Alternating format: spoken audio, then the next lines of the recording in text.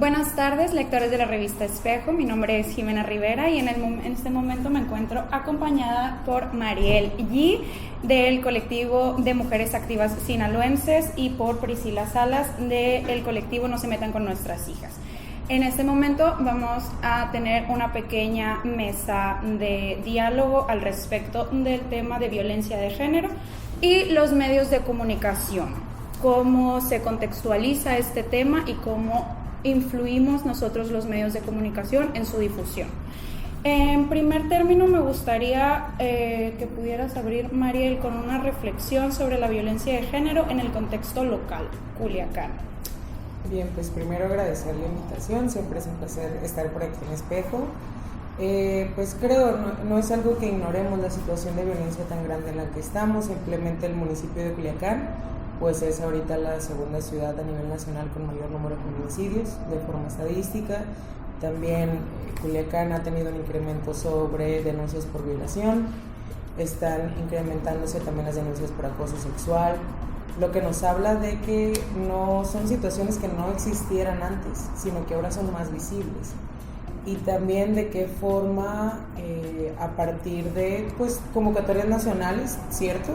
Pues más chavas se están interesando por temáticas de el combate a la violencia de género o la violencia hacia las mujeres, así que de forma muy puntual pues estamos en números rojos por todos lados y que justo aquí juega una dinámica muy particular sobre, sí hay un contexto de violencia en general, por aquello de a los hombres también nos matan, sí, jamás lo negamos, pero también es importante ver las condiciones y la hazaña con la que los feminicidios o la violencia contra nosotras está incrementando.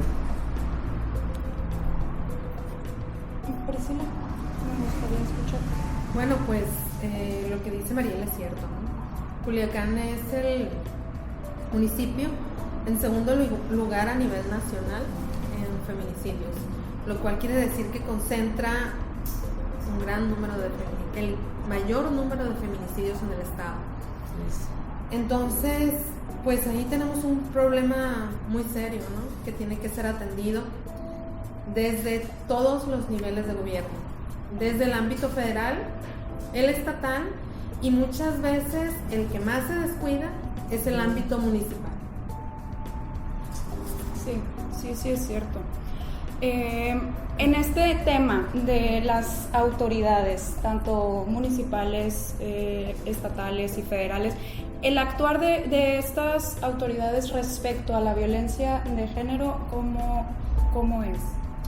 Pues desde que tenemos un presidente municipal que dice como yo no las violé cuando se le cuestiona sobre el incremento en esta estadística, o cuando tenemos pues justo figuras omisas en el actuar, porque al final creo una cuestión muy importante, a veces ni siquiera es que se posiciona a favor y en contra, sino la tibieza con la que muchas autoridades simplemente como no se nombran, no participan, no se integran, y justo como lo comentaba Priscila, súper atinado, como a veces la figura municipal, por ejemplo el Instituto Municipal de las Mujeres, o pues el propio alcalde, las propias instituciones de policía municipal, no se integran en dinámicas de relevancia frente a estas problemáticas, porque justo pues tenemos situaciones donde, vuelvo al ejemplo del Instituto Municipal de las Mujeres, estoy segura que muchas personas como todavía no reconocen quién está al frente o qué acciones específicas tienen, porque se limitan a hacer tal vez lo que viene desde el estatal,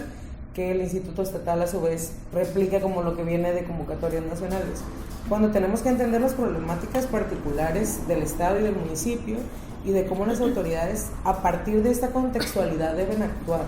O sea, muchos de las estrategias o programas que se bajan directo tienen esta falta de tropicalización y que al final terminas llevando a veces a espacios, actividades o dinámicas que no te están pidiendo que lleguen, o sea, como que no están pidiendo que sucedan. Entonces veo yo que pues sí, esta problemática le queda grande a las autoridades al actuar y sobre todo por la falta de cohesión, no trabajan en conjunto, cada quien está como jalando a diferentes lados y pues aquí en medio quedamos las mujeres, niñas y adolescentes. Sí, eso es muy importante porque además en el asunto de la coordinación institucional en la política y el gobierno, yo creo que de todas las acciones que son necesarias hacer para remediar la violencia en el país, no nada más la violencia contra niñas, adolescentes y mujeres, sino la violencia y en gran parte el funcionamiento del gobierno, es la coordinación interinstitucional. Y esa parece que es la que más trabajo les cuesta hacer. Digo, a nosotras, bueno, a mí me parece que es cosa de llamarse, hacer un grupo de WhatsApp, de coordinarse, de poner voluntad, de las agendas alinearlas, pero no, o sea, parece que es mucho más allá hasta parece un esfuerzo sobrehumano, como que no es una cosa que a la clase política o la clase en el gobierno se les dé hacer de manera muy fácil, ¿no?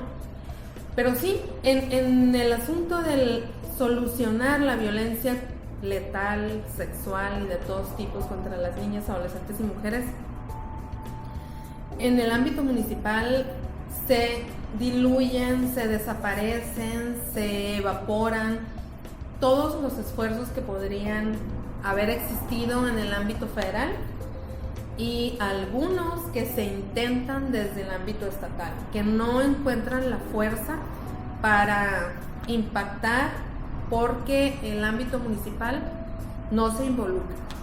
Y tenemos a nuestro presidente municipal que él hace comentarios como el que replicaba Mariel, de yo no las violé, como el de la que falte el 9 de marzo, se va a tener las consecuencias, y perlas como esas, ¿no? Cuando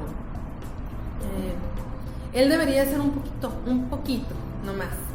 No le pedimos que cambie mucho, pero sí un poquito más sensible, pero principalmente que cumpla con su obligación legal, porque él es parte del Estado y ellos son parte de las autoridades que no deben ser omisas, anuentes, negligentes y violentos para solucionar el problema. Y sobre todo ellos tienen acciones muy importantes que hacer en lo de en la alerta de violencia de género. Sí, y también esto no quiere decir como solo responsabilizamos al municipio, o sea, porque al final justo lo vimos, lo puedo decir como experiencia personal, en el momento de las reuniones que se coordinaban, se supone, con organizaciones de la sociedad civil, con secretarios de las diferentes áreas de gobierno, donde a 3 años de alerta de género, por ejemplo, no sabían en qué se tenían que involucrar como secretaría.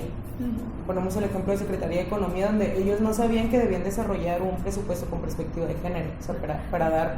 Y es como, bueno, entonces me parece como increíble que 3 años no sepa, o sea, como estén perdidos y perdidas y no sepan dónde partir.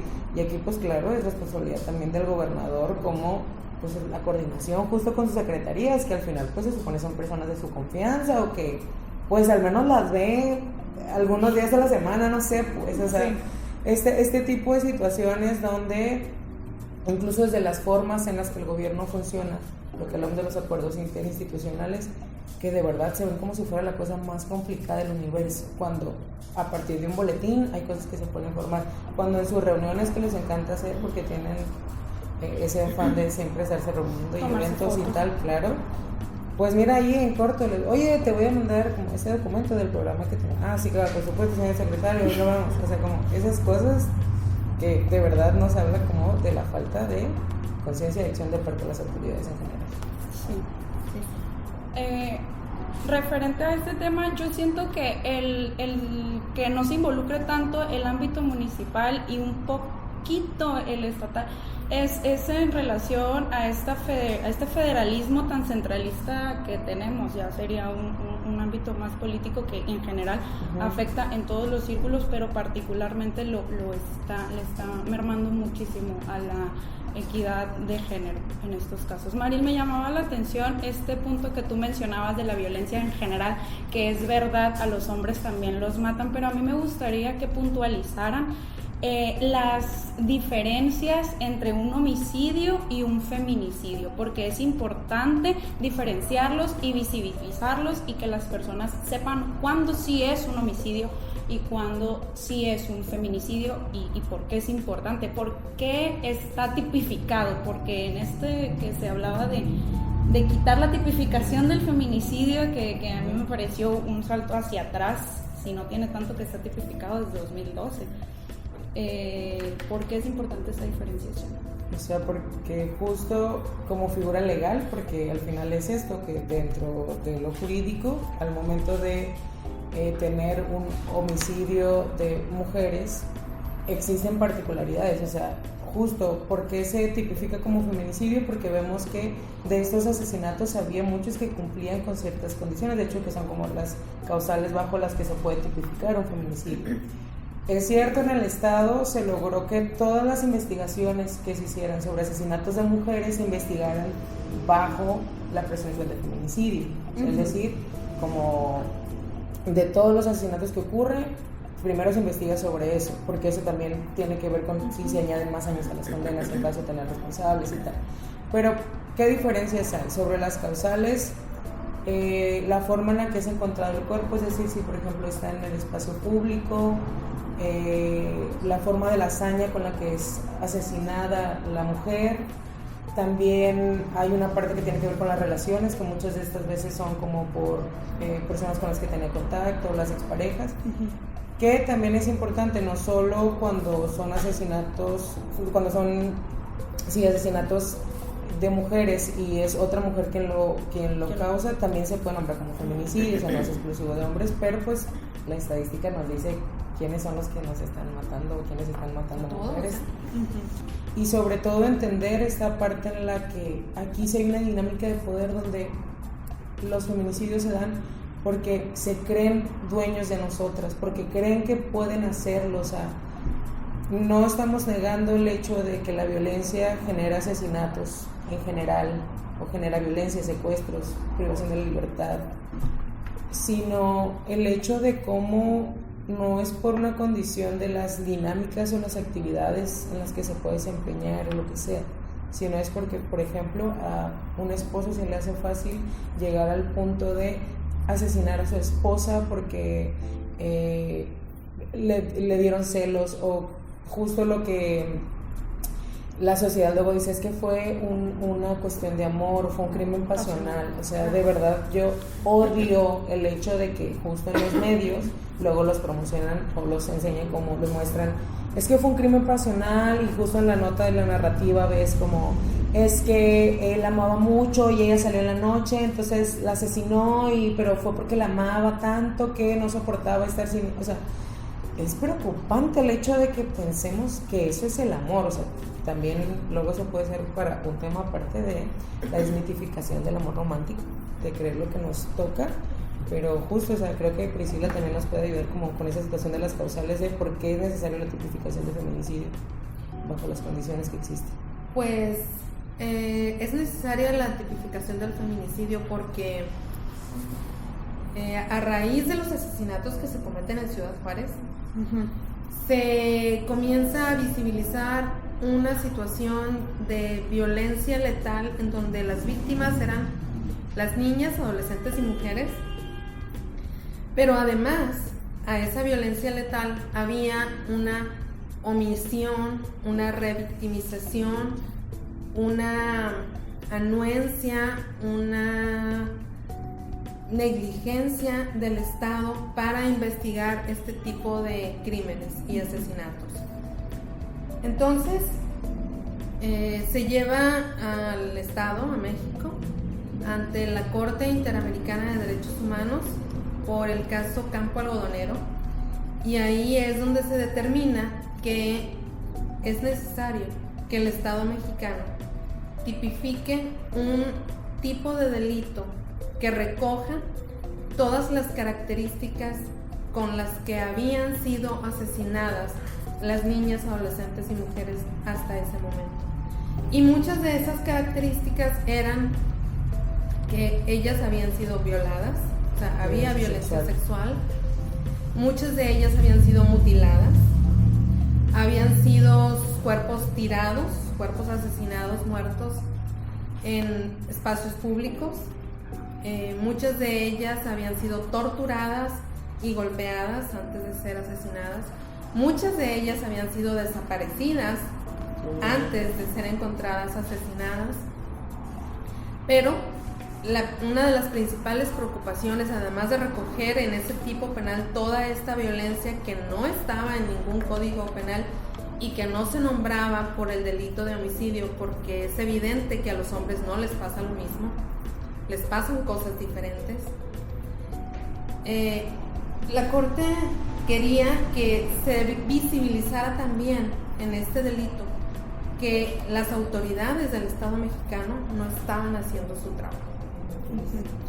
Después pasó el tiempo, se tipifica, se acuña el término de feminicidio. La doctora Marcela Lagarde lo hace aquí en México, aunque ya había otros conceptos que se usaban en inglés, pero la Suprema Corte de Justicia hace constitucional el tipo, ¿no?, penal, por el caso de Mariana Lima, que es una chica que fue asesinada por su pareja, que era un policía judicial, y el asesinato de ella comenzó a ser investigado como un suicidio. Entonces, muchos de los asesinatos de mujeres, niñas y adolescentes que se tipifican como feminicidios comienzan a ser investigados no como una muerte, como un asesinato, sino como algo que fue, ¿cómo te diré? No doloso, no doloso. Pasó. Sí, así. algo sí, es un suicidio culposo. No, se suicidó. No, nadie la mató. Tenemos el de esta chica de Lesbi, que también se fue a una investigación porque ella se suicidó. Y tenemos casos en donde es sorprendente, ¿no? Porque las golpean, las ahorcan, les dan un balazo y luego ellas se Solas suicidan. se ahorcan. Ellas Claro. se suicidan. Sí. Ahorita que comentabas, Mariel, sobre los crímenes pasionales, ¿cómo intervenimos nosotros, los medios de comunicación, en la difusión de este tipo de situaciones, en tanto en los crímenes de violaciones, feminicidios? ¿Cómo es a veces el lenguaje que se maneja en las noticias no es el adecuado? Por muchas veces, por vender, se maneja de una manera inadecuada. Sí, no, creo que totalmente, desde el hecho primero de las cuestiones del lenguaje, por ejemplo, de cómo no nos nombramos como mujeres, no nos nombra como mujeres, o sea, la existencia del perfil masculino por sobre como todo, o sea, si partimos desde ahí. Y luego llega esa situación donde a partir de, pues justo ustedes como medios de comunicación, con la responsabilidad de socializar los acontecimientos del cotidiano, las situaciones del día a día, y que al final, si estamos partiendo esta mesa hablando de que en el día a día hay violencia contra las mujeres, pues claro, les compete hablar de estos temas. Entonces, ¿qué sucede con este lenguaje revictimizante?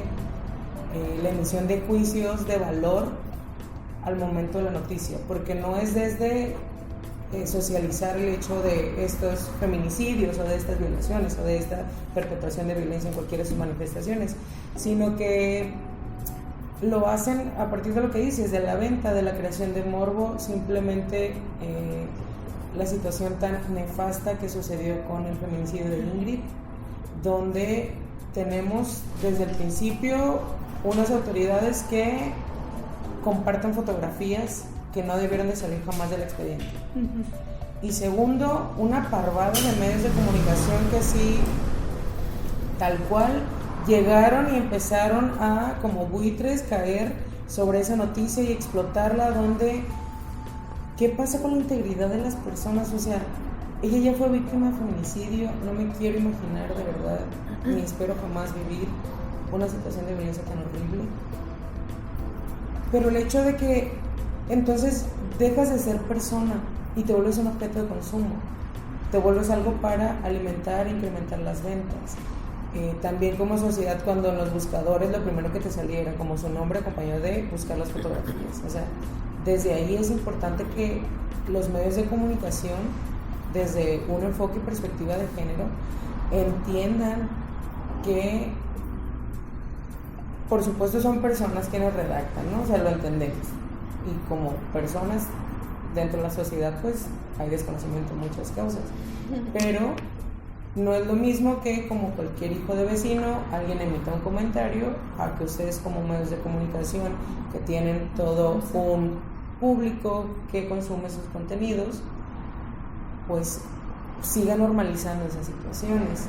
También sobre encabezados muy misóginos, o sea, no solo en difusión de fotografías, desde la forma en la que comunicas la situación que pasó. O sea, también cuando el caso de esta chica Karen, si mal no recuerdo, de Ciudad de México, que es la chica que estaba primero desaparecida, a los días se sabe que pues había ido de fiesta y tal. O sea, los medios empezaron como todos los encabezados de la andaban buscando y ve dónde andaba, luego por eso como ya no hay confianza, fíjate esas cosas. Y es como, pues de verdad yo quisiera que todas las chicas desaparecidas en todo el país fuera porque se fueron de fiesta. Y no es responsabilidad de los medios juzgar la acción de si se fue de fiesta, no se fue de fiesta, estaba desaparecida o no estaba desaparecida. Pero o sea, como justo a partir de estos casos ver cómo sí debe de haber legislación en materia de esto sobre el manejo de contenidos. Y no porque seamos una generación de gente delicada y que todo nos molesta, sino porque es la vulneración de las personas, es la vulneración de los derechos, de la dignidad. O sea, como creo que eso es lo más importante, pensar con dignidad lo que estás comunicando como medio de comunicación. Sí, es cierto. Yo creo que los medios tienen mucho que aportar, desde su ética y desde la difusión de un abordaje. Yo creo que lo podríamos considerar no solamente desde la perspectiva de género, sino también desde el enfoque de los derechos humanos. Porque ahí eso lo perdemos mucho, el enfoque de los derechos humanos. Y bueno, hay algunas recomendaciones para que los medios aborden este tipo de situaciones, o las noticias o los hechos violentos en donde están involucradas niñas, adolescentes y mujeres. Y uno es tener en cuenta que la violencia de género no se limita solamente a la violencia física, sino que la violencia de género incluye muchos tipos de violencia de diferentes gradaciones.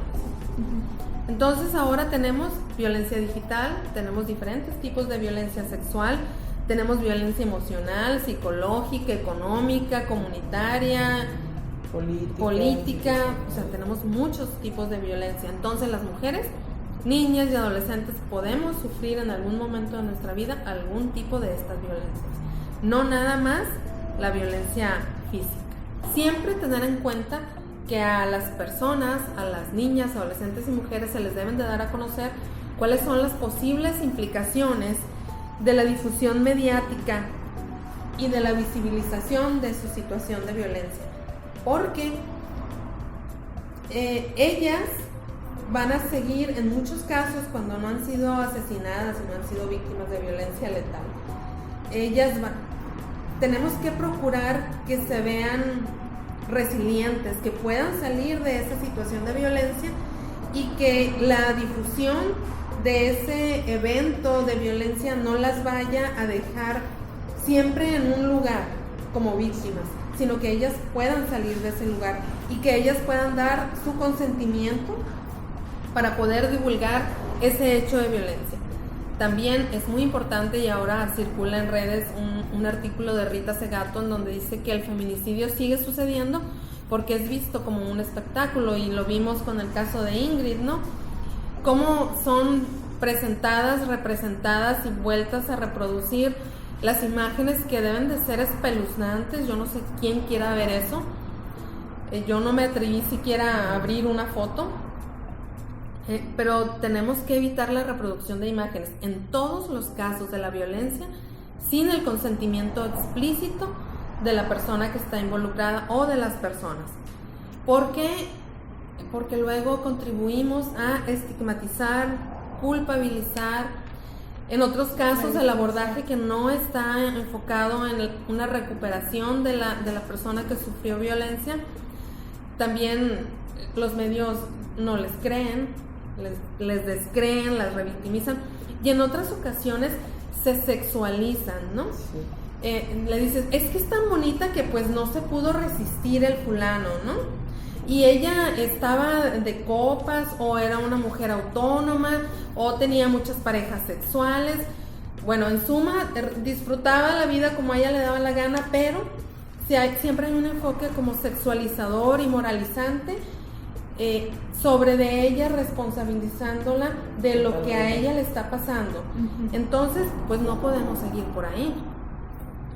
Por eso es necesario que el enfoque tenga contemplado eso, no exponerlas, no revictimizarlas, y no que ellas puedan, que el enfoque, que la exposición de la nota pueda ayudar a que ellas salgan de esa situación, pero que también otras personas en la sociedad vean que se puede salir de esa situación y que ellas son resilientes, y que, digamos, hay historias de éxito, ¿no? En donde puedes salir sana, salva, y puedes ser feliz después de estar en una situación así. Sí. Y que justo como esta parte súper importante que tocas sobre la cuestión del abordaje, lo que decía, pues de los juicios que se emiten desde los medios, o sea, porque al final en casos de feminicidios, de violencia, pues termina siendo culpa de la víctima, pero el victimario así como, ay, por cierto, la asesinó esta persona, o se presentó culpable esta persona, o incluso, por ejemplo, también caso de Fátima, de cómo los medios de comunicación, cuando se dan un poco más de detalles sobre el caso, a quien empiezan a juzgar es a la madre porque no llegó por ella a la escuela a tiempo, y que entonces la culpa fue de la mamá por no llegar a tiempo, o si no fue culpa de la maestra porque la dejó sola. O sea, el caso es que siempre es culpa de todas las personas, de todas las mujeres alrededor de las situaciones o de la víctima, pero jamás de quien está perpetuando la acción, jamás de el presunto responsable de esto. Entonces creo que los medios sí juegan, así como lo hacen dentro del posicionamiento en temas de agenda pública, para que pasen de agenda pública a agenda de gobierno, que ustedes son primordiales en esa etapa, pues así lo hacen con la sociedad, porque son el vínculo para socializar lo que está ocurriendo. Entonces, si yo tengo acceso a medios de comunicación donde se normaliza esta revictimización, donde se normaliza el juzgar y emitir juicios sobre las víctimas de cualquiera de estos tipos de violencia, pues yo voy a seguir pensando que eso está bien, y que pensar que justo que las muertes mujeres son un espectáculo al que yo voy a ver con saña y con morbo y con ganas de seguir alimentando eso, más allá de perder el sentido del medio de comunicación, que es como socializar lo que pasa y desde una visión objetiva y crítica, y que también eso nos puede llevar a situaciones de cómo los grandes medios muchas veces pues son desde una perspectiva totalmente misógina y machista, porque son hombres que tienen 1000 años dentro del periodismo, de la comunicación, y que piensan que está bien seguir reproduciendo desde sus ideas y desde su formación este tipo de situaciones que también pasan. Sí, yo creo que es muy importante también tener en cuenta que los medios pueden hacer mucho, en el sentido de que cada caso de violencia, sobre todo la feminicida y letal, que son muy mediáticos, se consume mucho, pueden ser tratados en el sentido de, una, diversificar las fuentes, que las fuentes sean varias. Muchas veces parece ser que los medios solamente se atienen a las declaraciones que puedan provenir de lo que hay en las carpetas de investigación y lo que pueda proveer la fiscalía, y muchas veces esos datos no ayudan a construir un contexto adecuado para visibilizar la violencia, y muchas veces esos datos no se pueden difundir y afectan el debido proceso e impiden el acceso a la justicia de las mujeres víctimas de violencia. Esa es una. La otra es que un acercamiento periodístico de los medios, mediático, a este asunto de la violencia contra las niñas, adolescentes y mujeres debería de ser eso, ver un caso pero presentarlo en el contexto en el cual se está sucediendo, porque parece ser que los casos son aislados y que no podemos integrarlos en el contexto social de una sociedad que es violenta, de instituciones que son omisas, negligentes, anuentes, y de una sociedad también que en muchas ocasiones invisibiliza o no quiere voltear a ver esa violencia. Entonces hacemos con lo mismo que el enfoque estadístico del conteo, ¿no?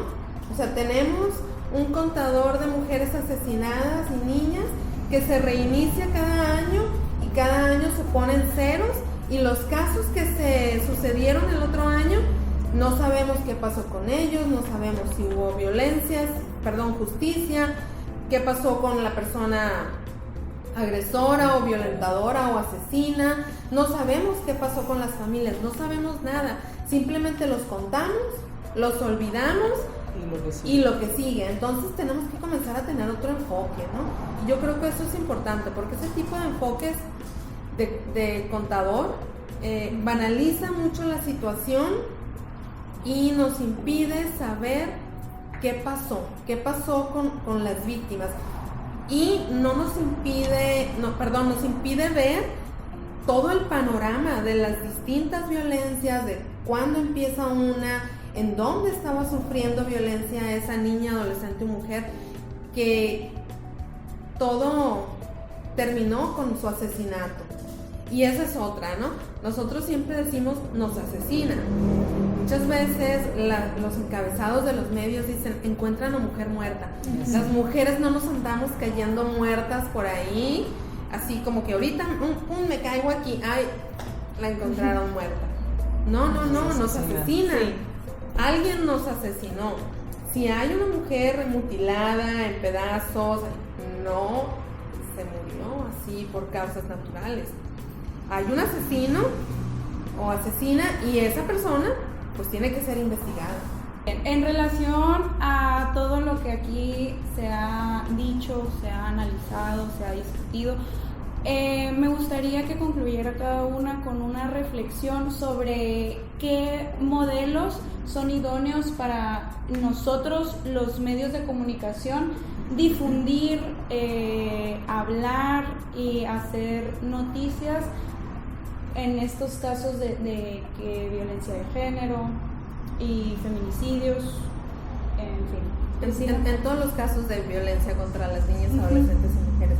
Yo creo que los medios pueden hacer mucho, pero tienen que reflexionar y repensar la práctica periodística, comunicativa, y comenzar a construir una ética de comunicación desde la perspectiva de los derechos humanos, desde una perspectiva de género, pero también de una perspectiva en la cual ellos puedan verse o vernos a nosotros mismos como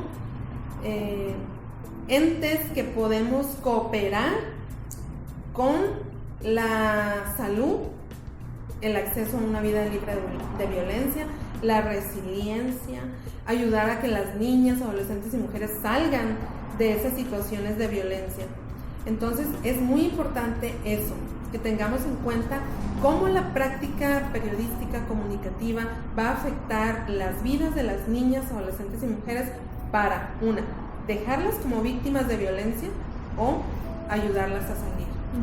Entonces es muy, muy importante que siempre se muestren esas historias de éxito en donde las mujeres sobrevivimos, somos felices, superamos la violencia, y que los medios siempre muestren los datos de los organismos, instituciones, personas que pueden ayudar a las demás a salir de eso.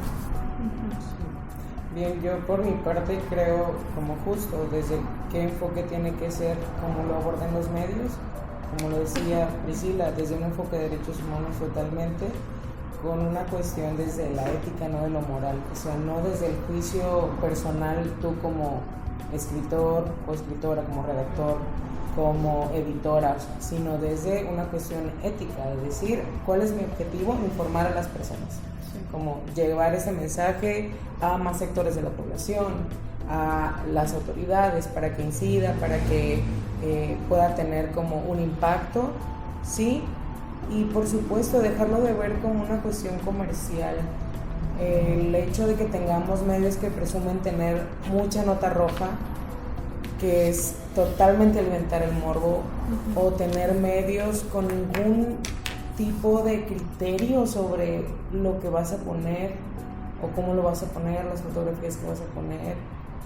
También luego creo que esto se prestaría para una situación de la objetificación de las mujeres, niñas y adolescentes luego en los medios de comunicación, que es una cosa tremenda y terrible.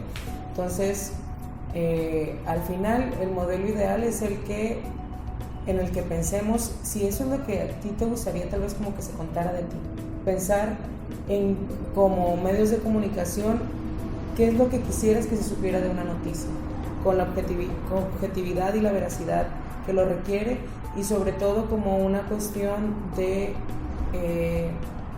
no precisamente siempre en positivo, pero al final sí como pensar lo que esto pueda funcionar para que otras personas lo retomen, y como dice, van a ser historias de éxito, van a ser o las formas tal vez en las que encuentres a tu hija desaparecida, a tu hijo desaparecido, o sea, como también esas cuestiones, siempre verlo desde lo objetivo, lo ético y lo veraz. Muy bien. Quiero agradecerles muchísimo, Mariel, Priscila, por acompañarnos, por su participación, a ustedes también por vernos, invitarles para que nos sigan en nuestras redes sociales, Facebook, Twitter e Instagram, en todas aparecemos como Revista Espejo y en el portal. Muchísimas gracias. Es todo por hoy.